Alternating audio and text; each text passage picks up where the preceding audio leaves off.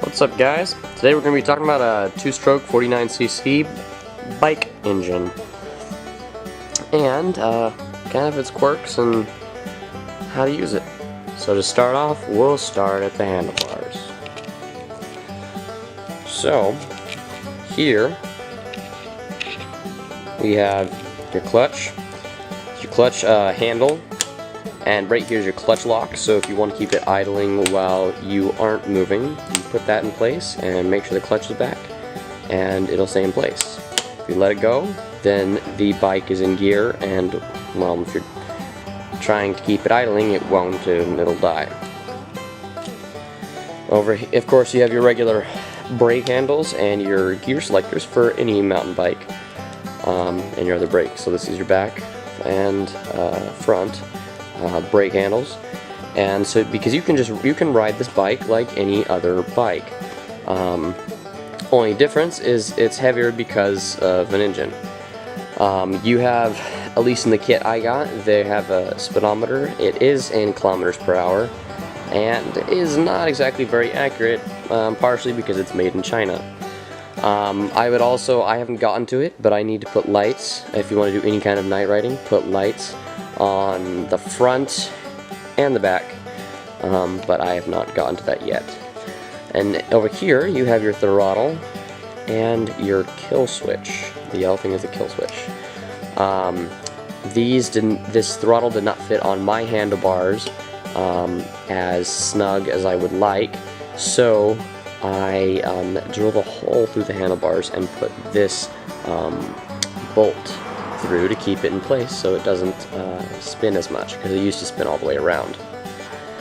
And as you can see, in addition to these brake lines, you have your throttle line and your clutch line. And to kind of keep these organized, I zip tied them and made it easier to manage and a little bit better looking aesthetically.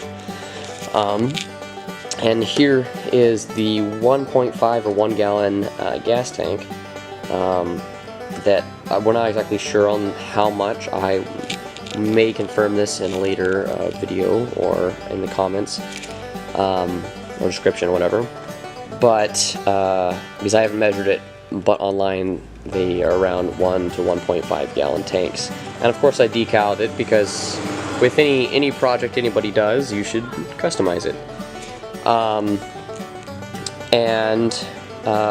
You have to put a 2-stroke mixture, because this is a 2-stroke engine, so you need oil and gasoline.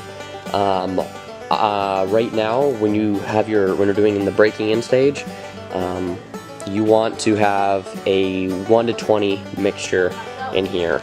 And over here is the fuel line and everything that goes along with that. So right here you have your fuel valve or cutoff valve, and that controls if fuel is flowing through this line or if it is not.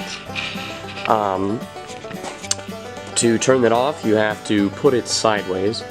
If you put it up or down, no matter what, that's open. I learned that because I kind of had a puddle the next day. So when you store it, you want to make sure that it's sideways. And you want to get clamps for your fuel lines. Some kits don't have a fuel filter. Some do. Mine obviously came with one. But I would highly suggest getting these clamps. This one needs replaced. I might actually get wire clamps instead. That one broke. But I might get wire clamps instead. But if you don't have clamps, it's going to leak like crazy. I did run into that quite a bit, and lost quite a bit of gas. But I mostly fixed it. This one is leaking though. So I put zip ties right there. This is your choke. You can see that. And you can see right there it's in Chinese, which isn't helpful when you only speak English. But that's your choke. So when you start it, you want to start it on, which is up, and then turning it off is down. And these springs, I added this spring, does not come on the kit. that I got. This I use as a heat shield, and this one does come in the kit, and it's also used as a heat shield. Just to protect these lines from getting burnt or melted from the heat of the engine during running. And of course, like any engine, you have your spark plug and your spark plug wire that goes to the coil over here, and you have all the wiring that comes along with that. There's these terminals that connect the coil to the power that's created from the engine in there, which I can show you. There's a little output right here, and there's the terminals, and you connect them. They're pretty simple. In the there's a little pamphlet that's given to you when you order the kit, or at least my kit, and it shows you how to wire them. It was pretty straightforward. This white one goes to a light that you are supposed to be able to add, but I have not gotten to that or really experimented with it. Well, I have experimented with it, but still trying to figure out how to make that work. So I may have a different video or something like that explaining how to use that, if I can figure it out. Of course, you have your exhaust pipe. Just make sure you don't burn yourself on that, because that does get hot. And then over here, you've got carburetor, which a lot of people don't have a lot of, well, I don't even have a lot of experience with, other than small engines, because my car is fuel injected. But with the carburetor, you have your primer, this button. Let me focus in on that. That button is just like one of those on a lawnmower or a weed eater. They have those rubber bubbles that you can press to prime it, and so that primes it by pushing it up and down. And this right here is a idle adjustment screw. So right out of the box, this bike did not idle, and that was, well, not exactly the greatest, especially, it was inconvenient, I guess. And so to make the idle go up, you turn it to the right. Make idle go down, you go to the left. You want to have an uncomfortable idle, but not too high so it doesn't burn too much fuel. And then this just spits, forgot exactly what it's called, but it gets, it does spray a little bit of oil down there, and just because this is a gasoline oil mixture. This right here is the clutch arm that actually activates the clutch. This wire goes all the way up to the clutch handle, which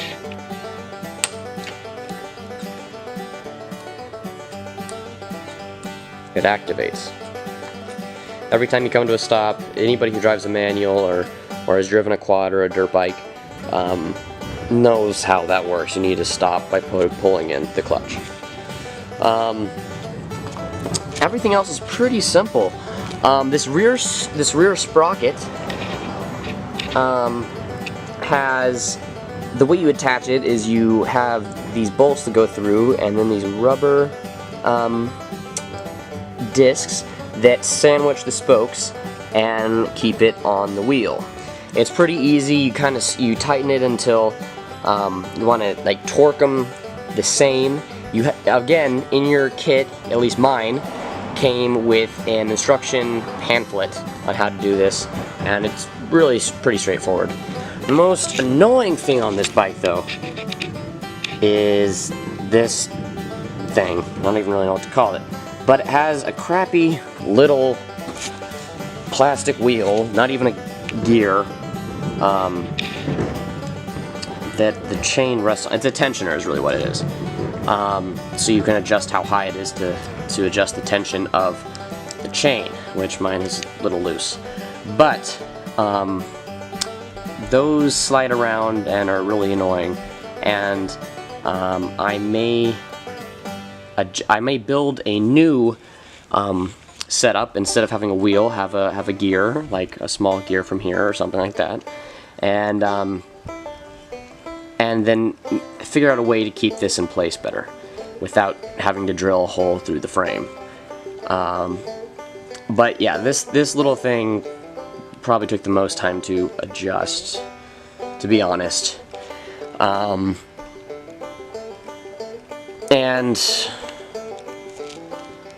like I said, you can pedal this like a regular bike, which is really nice if you run out of gas.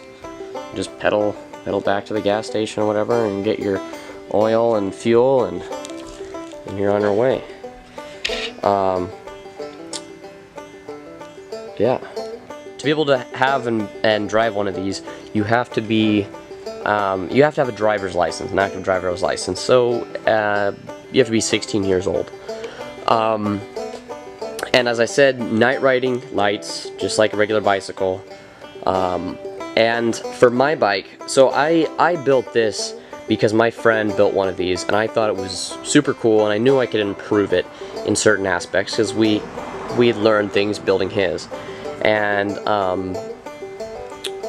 he has a completely hard, no suspension whatsoever. Mine has front suspension. In this kit can only be used on a hardtail, but I would suggest the forward suspension just because of it makes it a smoother ride, and anything off-road or bumps or anything, it just makes it easier. And if you have excess wires, you can, this is just another note, I just bound mine up and zip tied them to the frame itself.